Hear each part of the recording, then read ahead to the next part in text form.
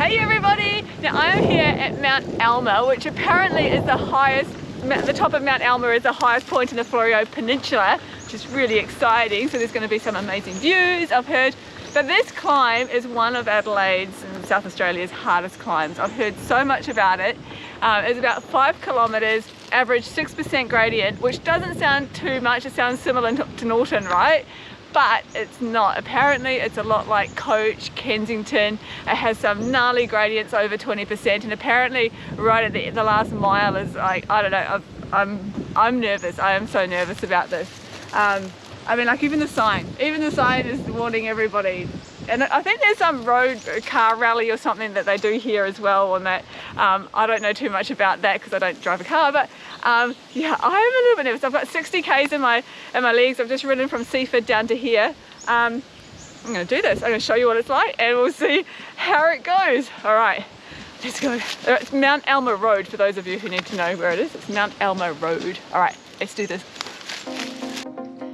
Okay, so what I'm going to do is I'm going to cut out this first part of the climb. It took about 25 minutes to do the whole climb from here to the end. And this first part, it's cool, there's climbs in it, it's a really beautiful road. But I think we'll just go straight to the gnarly stuff because I think that's really fun and interesting to look at. So I've got my friend Dan here, he's the one who's filming me. So hey Dan. Howdy. It's cool having somebody who knows what they're talking about with the gradients and things on the channel to share that with you. But this climb really scared me. This was the scariest ride that I've ever done in my whole life because we rode from Seaford down to Mount Alma and it was windy, but we didn't realize just how windy it was going to be.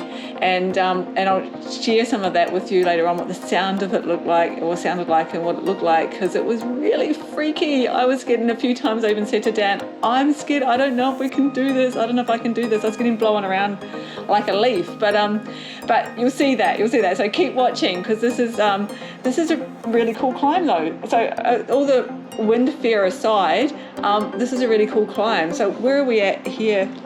We've just started the last 1.6 kilometre segment of the climb, so it really increases in gradient right about now. You can see it up ahead, and I think that's what you're looking at. And there's no trees or anything around. You're sort of like wide out in the open, and the wind was sort of blowing us around a lot already, but it gets a whole lot worse the higher up you get. Yeah, that's the thing. It's quite barren out there, and I kept looking up, and I think I even said to you, I wish I had a camera on the front of the bike as well, so you could see what I'm looking at, because the wind's blowing, and you see this wall coming up ahead, and you know that this is it's going to be gnarly. But yeah, I want you to be able to see it, but you'll see it as it drops away as we're climbing. But this is one of Adelaide's hardest climbs. Is it considered one of South Australia's hardest climbs? Yeah, I think it's rated up there in the top 3 or 4 in the state, so yeah. Yeah, well, yeah. I'd heard that it was similar to Coach and Kensington Road. I would say, like, because I was so distracted with the wind, to me the climb didn't seem as hard as Coach. I would say it's like a longer version of Kensington Road. That's what it felt like to me.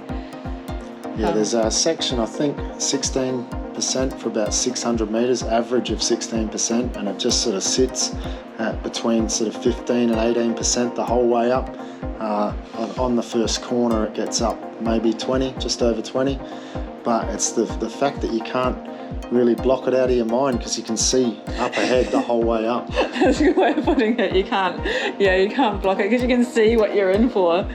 Yeah. You're like, right here, all you can see is, okay, it's getting worse, it's not getting easier, and it goes for a long way, so. Yeah, and throw in the wind. Look at my pigtails blowing there in the wind. That's how strong the wind was.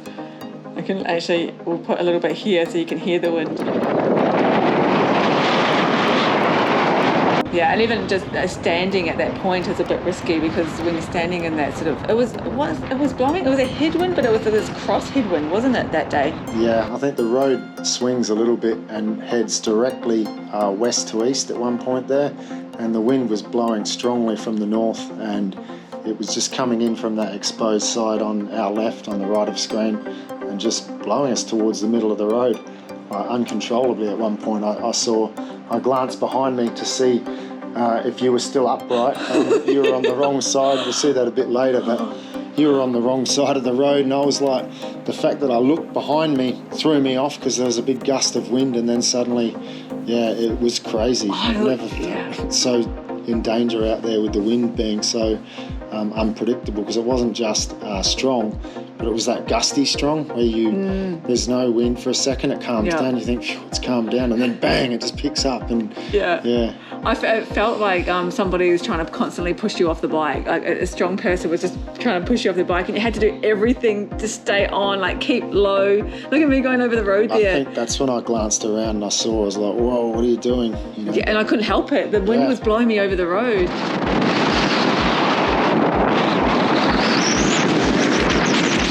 That's the steepest little corner there where you come around to the right. It hits up over 20% there for about probably 50 metres or so, and then the road just sort of straightens, as you'll see in a minute, and at that point that's when you realise, like, wow, it's not getting easier, it's actually just staying like that for another probably 300 or 400 metres. There I go across the road again. That's the wind pushing me over there. And that's it, it's like trying to like deal with this wind and keep yourself upright while trying to go up this climb. Like there's a whole lot going on there actually. I think it's the wind. If you took all the wind away, this actually wouldn't be not as bad a climb, not hard, but the wind just makes it so hard. And I've heard from a few people actually that it's always windy down there. I didn't know that. Usually the times I've done it, there's been a tailwind, because often it's a southerly or southwesterly.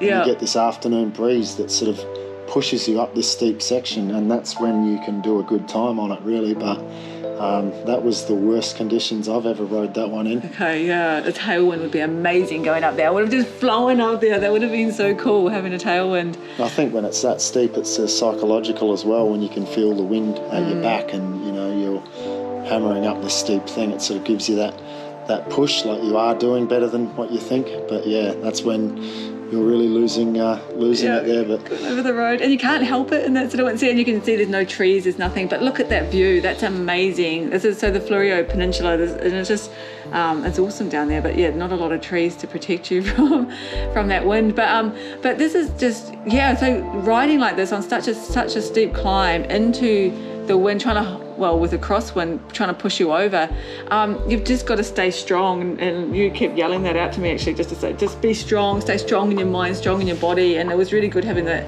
reminder, because it was just like, stay low, knuckle down, and just keep moving forward, but don't give up. You have to, everything you've got. It's just but I was struggling at this point, because I knew, I'm probably almost double your weight, and that wind was almost blowing me off the bike. So I thought, I'm not sure how you'd be handling it. And every time I turned around to check, you were still on. So at some points there, I thought, sure, like I'd feel the wind, and I'd think, surely she's walking by now. And then I looked around, and sure enough, you're still going. Still on the bike. Somehow I kept saying to the wind, like, you're my friend, be kind to me. It's like everything that I could think of to try and make it okay. See these bits on the side, how the bank's built up a little bit like that was a relief. Like coming into those, it's like, that was blocking the wind, but that was only momentary, and then it's back again. So on this climb, how many walls are there on this, would you say? Well, there's this first long one that we're still on now, and that goes for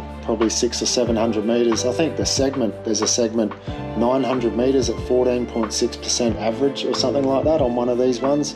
And then the road just flattens completely, almost, maybe 2-3%. And then there's one last little 20% wall at the end, and then you hit the gravel. So, yeah. Yeah, so do you know what the steepest part of it is? Like, it's like hits around 20 and that's it. Does it go above 20 at any point? Yeah, it might be in the low 20s on that first one, and then again right at the end, but only briefly. The last one, it's sort of, you can see the top, and it's not that daunting because it doesn't keep going. But yeah, the first long one, that's the one that really takes your legs away. But it looks like we're over that now, because you've sped up and it's flattening. So like, it is a really nice climb. I'd heard lots and lots about it and I was quite scared to come and do it, and really the wind scared me more than the actual climb, and I'd go back easily and do this climb. And the point for this one was just to get up to the top. I think right there, I clipped the foot for a second. The wind absolutely just Yeah, I'm like, that's flat there, so I knew I'd be able to clip back in easily and keep going. Oh, I was so worried about you when that happened. I was like, oh no, and then if you come off, and yeah, it's like so scary.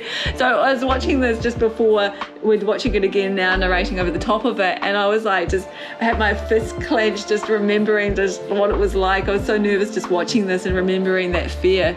I don't know about you guys, but have you ever felt any like just incredible fear while riding, like that's outside of your control? Not the usual like traffic and that sort of thing, but just something like this where like my mind is going, okay, what's the worst that could happen? I would just fall off. I'm going to get some scrapes and bruises. It'll hurt, but you know, that's the, just keep going. Yeah, it's and it's quite cool. Like, yeah, getting outside, it's way outside your comfort zone, like putting yourself in these situations that, yeah, it makes you feel alive, doesn't it? We shouldn't be comfortable all the time and test our limits. I think that's really cool. Push past that fear. Or I don't know if I actually pushed, but yeah, I would have felt the fear and do it anyway, because the fear stayed there the whole time for me. But this climb, I really enjoyed it, and trying to separate the wind from the climb. And I think it's a really nice climb, and it's not. I think the view from the top is probably the best I've seen in SA. From the different ones I've done. Yeah, we didn't manage to get any good photos, because once we got to the top, we're just out of there and didn't want to stick around. But yeah, I highly recommend it. I managed to get a couple. Yeah, I highly recommend it though as a climb. It's not too. I mean, like if you've done Coach, if you've done Kensington and Coach House and Woodlands, if you can do all of those, you can do this. I'd say easy. I don't really want to say easy enough, but easy enough. Actually, they have a road race, a car race up here as well, don't they? I think it's called the Mount Alma Mile or something like that. Yeah, but yeah, I'm glad they weren't doing that on this day. The wind and cars going past. Yeah, this is really cool. So I think where are we now? We're like past the. We're past the flat section. I think it's starting to get towards the very top now. I think there's this one last steep bit, and then you're done. Actually, the road keeps going on gravel for about another 3 or 4 k's, but we stopped at the top of the bitumen, is where the main segment ends. The one that people seem to go for a fast time on is that last 1.6 kilometres. I mean, the full climb itself is about 5 k's long, averaging 6%, but that's sort of broken up into sections of climbing and then flat bits and even some downhills, and then you get this really steep bit at the end. So this is the last of the 2 steep walls right now. It was windy. That's where the wind really picks up when you go up something vertical, and you're going slowly and the wind just comes along and almost knocked us off our bike up here too. I remember looking around and thinking, is she okay? Because you know, we've done it all that way till this far, so you just want to make it to the top at that point. Look at that view. Oh, and there's a gravel road as well, Strangways, which is just further around, and that's the gravel way of getting up to the top of Mount Alma. And yeah, we'll have to go and maybe try that one day, but that's even harder than this one, because it's on gravel and you're looking at similar gradients, maybe even steeper. So yeah, that's a good one to keep in the memory for another day. You've done it on the roadie? Yeah. That's another day in the future when I'm used to riding on gravel a bit more. There we go, like I said. There we go. That's pretty much it. Yeah, that was such a relief. As soon as it hits the gravel, you know those segments are over and the climb's done. That was such a relief to be alive still at the end of that.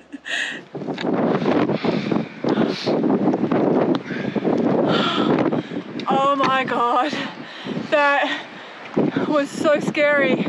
I was so scared. That wind, like, I mean, it's steep, yes, and it's a hard climb for sure, but doing it with this wind was coming in this direction and blowing us. You would have seen on the video over the other side of the road, and it was so scary. I was so sure I was going to fall over so many times, and I know you can hear on the camera, but I was calling out to Dad saying, I don't know if I can do this, we should stop. And he's like, you've got this, stay strong. And I'm like, okay, stay strong. And saying, I was like, wind, I'm trusting you not to blow me off.